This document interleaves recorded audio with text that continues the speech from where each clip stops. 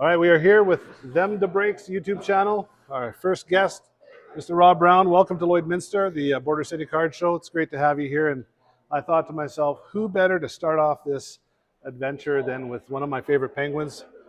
Rob, welcome. Well, thanks. It's fun being here. I'm looking forward to the day. It looks like they've got a nice turnout, lots of hockey cards, lots of collectors, and an opportunity right now to be on your podcast. Kind of cool. Well, we'll see how it goes from here.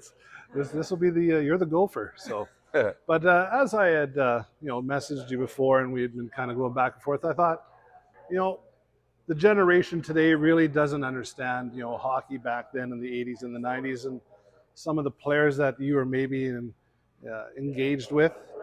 Some pretty colorful characters, and back in the in 1989 in April, you had a little thing with Ron Hextall. Lemieux fed you a nice cross pass. You put it in pretty much open net there, and as you're celebrating, Hextall decided to chase you down. What was behind that? Let pass comes to Lemieux, 2-on-1 with Brown. Samuelson back, now a 3-on-1. Lemieux to Brown, he scores!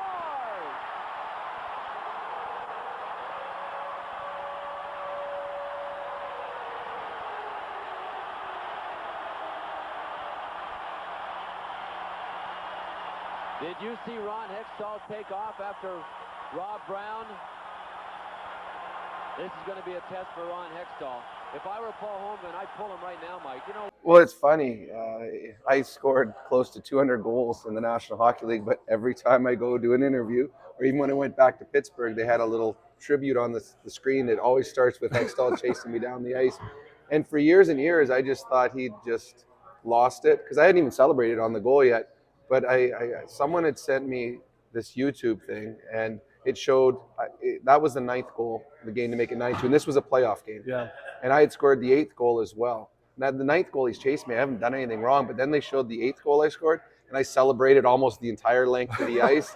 So I think he was still mad about that. So now after I saw what I did in the 8th goal, completely understand him coming after me on the 9th goal. Yeah. And to me, I was celebrating. I looked over.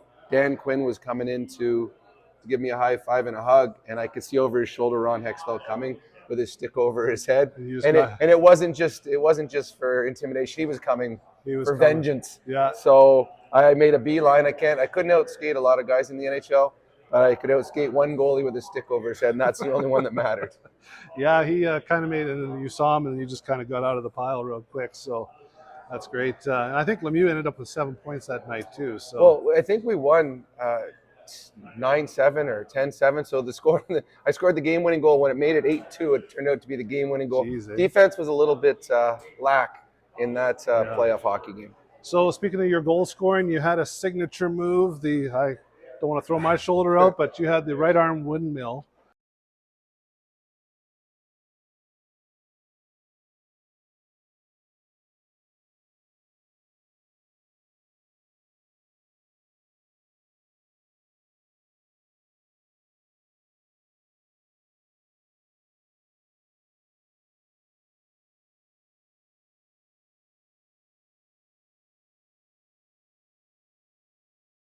Where did you get that from? In all honesty, I don't remember. I didn't do it in junior.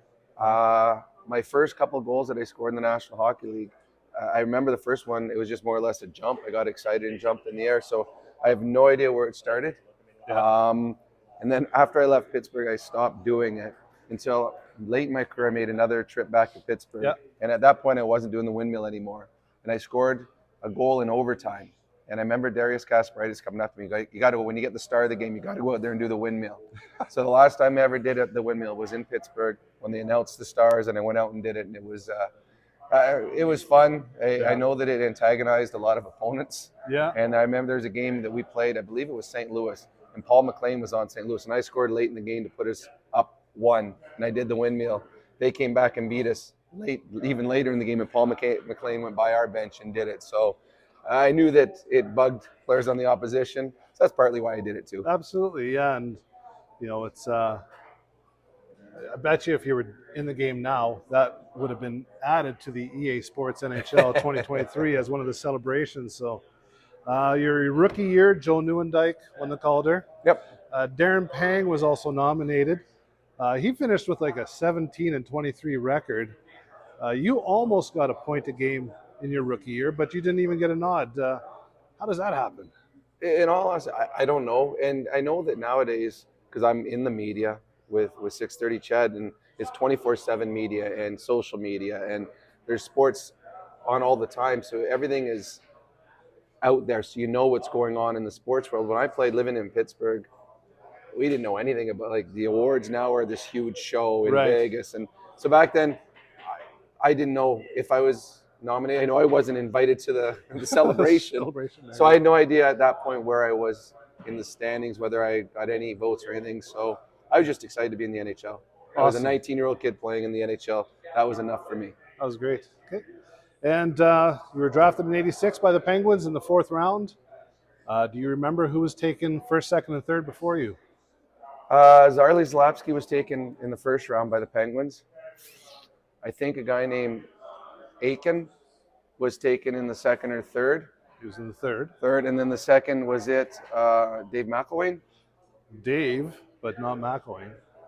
Capuano. Oh, Dave Cap. Oh, okay, yeah. I think it was funny. I was projected to be a late 1st round draft pick, and I had hopes that I would be. I had that year I had 176 points in junior. Yeah. So I'm like, okay, I had a good year, and the 1st round went by, then the 2nd, then the 3rd, and I'm sitting in the stands with my family, and I'm like, okay, did they forget me?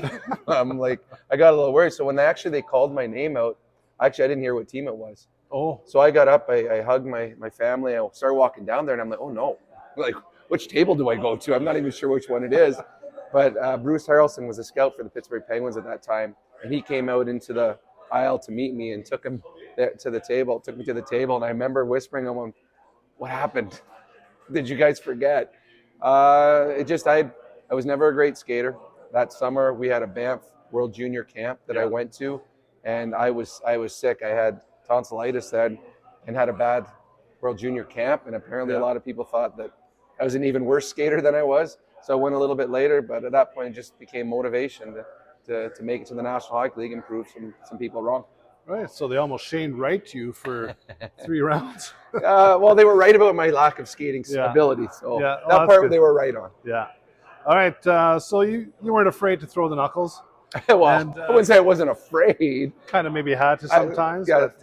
My attitude and my mouth forced me sometimes to have to fight. Back it up. So almost 32 years ago, you kind of squared up with Chris Nyland, and I say kind of because he grabbed you and you guys kind of went, but it's almost like you looked a little satisfied that the linesman stepped in. Satisfied? I was scared to death. Fights to keep it in. Broken up by Shaw. He attracts a crowd. Penalty coming up on Hartford. Nyland took out a hit. I think it's going to be an elbow on Nyland. Nyland point at it again. Nyland wants Brown.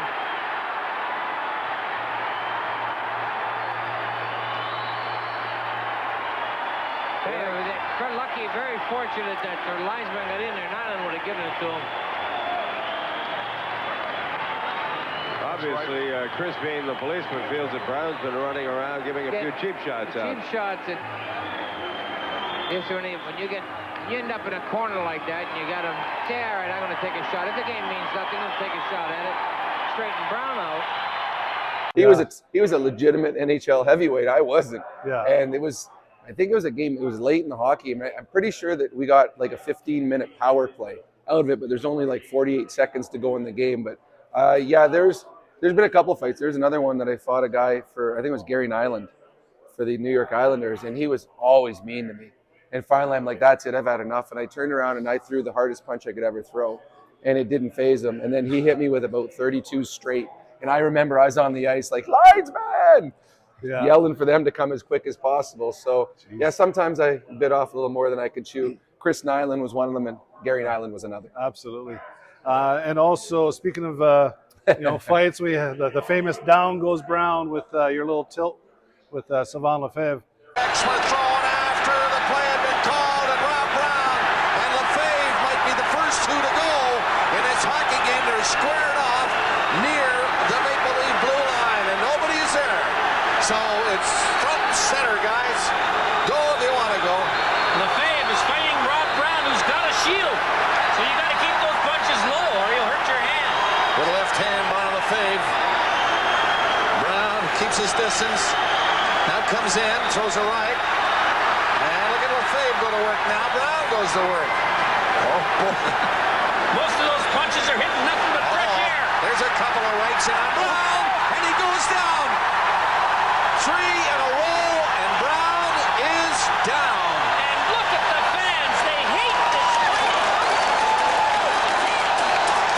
Standing up, and there's not a mandatory 8 count in this league, but Brown would have taken it anyway. Well, there are going to be more yet. And you know, obviously it's different now. If a player goes down like that, there's a protocol. They send him off. They have. Was there anything like that back in the day? No, it's funny. It was again. I sometimes was a little mouthy on the ice. In that game, I took a healthy run at Wendell Clark. Didn't phase him. I was the one that went down, and was having one of my normal nights. And then a 5-on-5 broke out, and everyone was picking people. And I remember Coach Pat Burns from the Toronto Maple Leafs started pointing at me, and he said, "Sylvain, get him, get him." And I'm looking around. I'm like, "Oh no!" And so we squared off at center ice, and he was much bigger than me. And I wasn't a very good defensive fighter. And when the punches started throwing, my reach was about that much too short. So I was just missing him, and he wasn't missing. I always said he got 13 or 14 lucky punches in. I went down. I remember going to the dressing room in Maple Leaf Gardens, and I went in there, and they had a little teeny TV up, and Michel Goulet wasn't dressed that night. And I'm watching the replay with Michel, and I goes, "Oh, Gugu, it looks like he got me on the chin." And he goes, "Well, yeah, that's where all the blood's coming out." And all of a sudden I'm like, "Oh, I'm bleeding." Then I had to skate across the ice to get stitches, and the whole place goes nuts in Maple Leaf Gardens. Because here comes the guy that just got beat up, but no protocol. Didn't have a doctor look at me. I actually went out in the third period and asked him to fight again. Fortunately, he said no. I think he felt sorry for me, and that was the end of it. And but I do have videotape. If anyone ever asked about concussion problems, I got videotape of me getting knocked out. Oh, well, there you go.